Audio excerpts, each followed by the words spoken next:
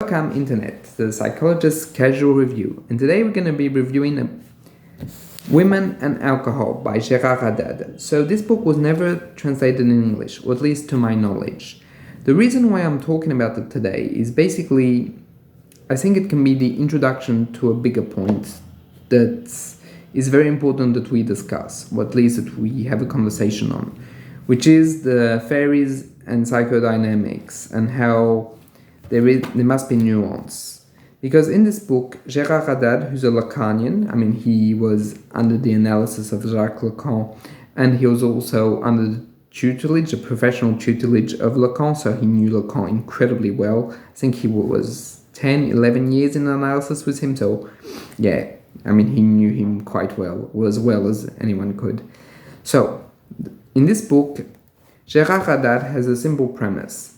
He was interested in men's use and abuse of alcohol, which he links to the absence of the father, or at least something in the father-son relationship that didn't quite go as planned and made it much more complicated to relate. And thus for alcohol is kind of a fix, even if it's not a fix, but it's used in order to prevent the emotions from coming forward. He states that basically with women, the women he met, it's not the case, that it's not a one-to-one in terms of psychic problems and use of alcohol.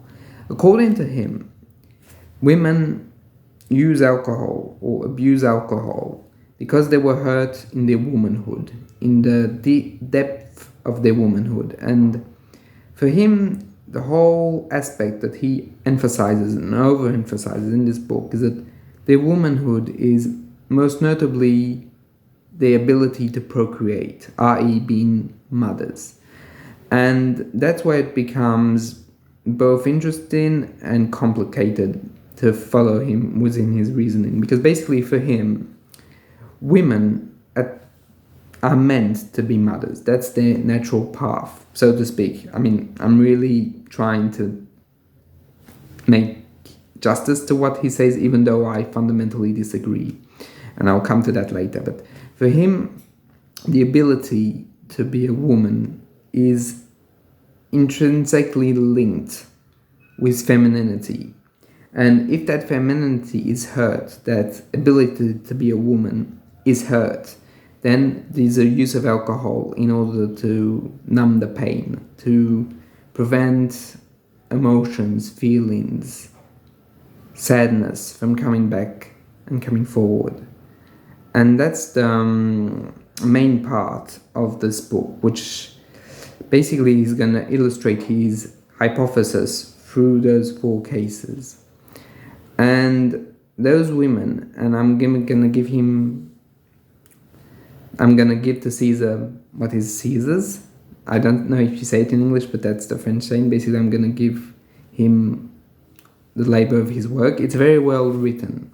It's for the layman, but it's also for the clinician. So he writes incredibly well, and you can see that he cares for his patients, that he's not some kind of detached individual. But you can also see in his book that basically he makes a lot of assumptions on what is a woman, what are the roles she needs to participate in, what she shouldn't participate in. In a way, his values, and I prioritize on what constitutes motherhood, femininity, permeates the book. And that's why I found it a hard read, not in that technical sense, but really in that emotional sense. And that's why I didn't enjoy reading it. It's because basically, even though it's subtle, you can kind of see that he's pushing his agenda into the book, his values into the book. And that's what I felt was kind of hard to digest.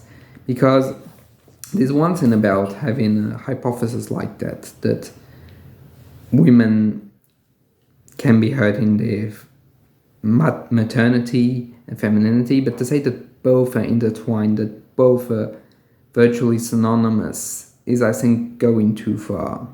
That it's his vision of femininity that narrows it down. And I feel that basically that's problematic, not in that new kind of way, but really like hard to buy. Like, I mean, he's also a man, I think right now in his mid-80s, so of course there's a generational gap, but still, it's still hard to process that the whole aspect of womanhood would be limited to maternity.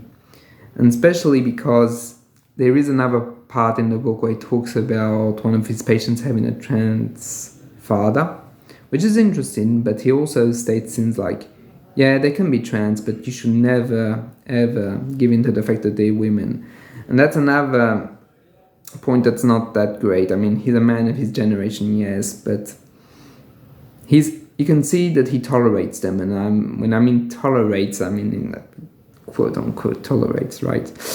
But it was a difficult read, and the reason why I'm talking about it today is basically because I feel that it opens up another discussion on how to present an argument. Because, unfortunately, a lot of things that I see in psychodynamic literature sometimes, and that kind of irk me, is how the authors present it as truth. It no longer becomes a hypothesis or a question of debate, but a truth. It's like they are hurting their femininity. That's why they turn towards alcohol. And I feel that that's the worst thing you could ever do. That's the thing that really hurts all of us in the psychodynamic field, is when you present your intuitions, which might be valid, might be good, might be very interesting. I'm not saying we should stop.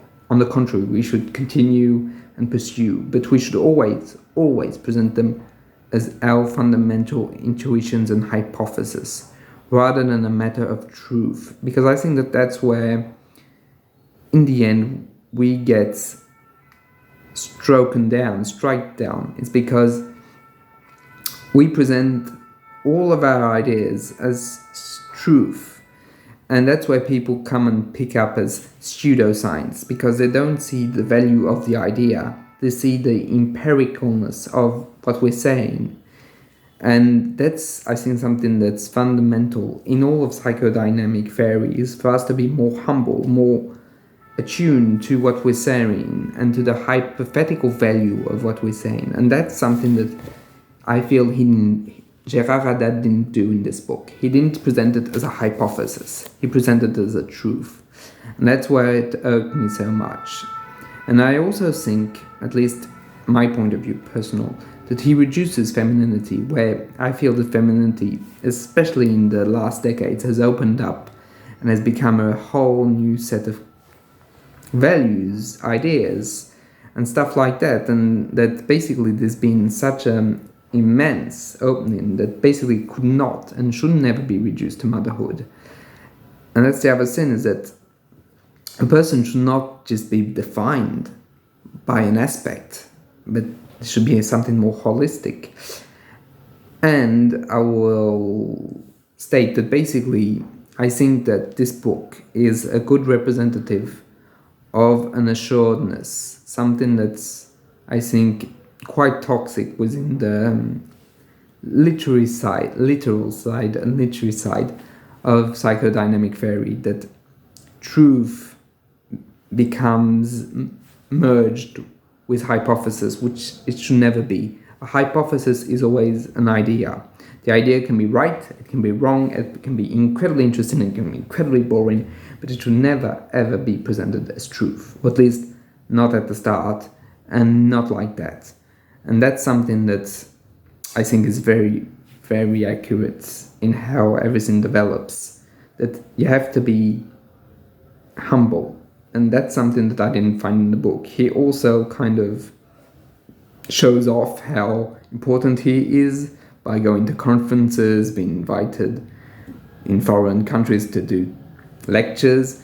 And that's something that doesn't sit too well, because basically he's showing, in a way, his authority, and why we should just give in to his ideas without double checking them. And I disagree with that.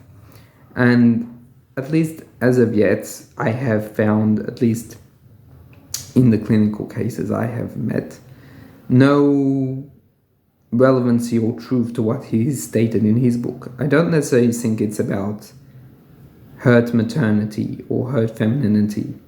At least not intrinsically. Those women might have been, and I'm not denying his clinical cases. What I'm saying is that basically I don't think you can make it an absolute truth. So that was my take on the book. I hope you liked it. As you can guess, I do not recommend it, even if you're layman, and even if you're interested in the question of women and alcoholism or women and drug problems. I would recommend other books that are more specific. But that's my take anyway. So I hope you enjoyed it, and I'll see you in the next one. Bye.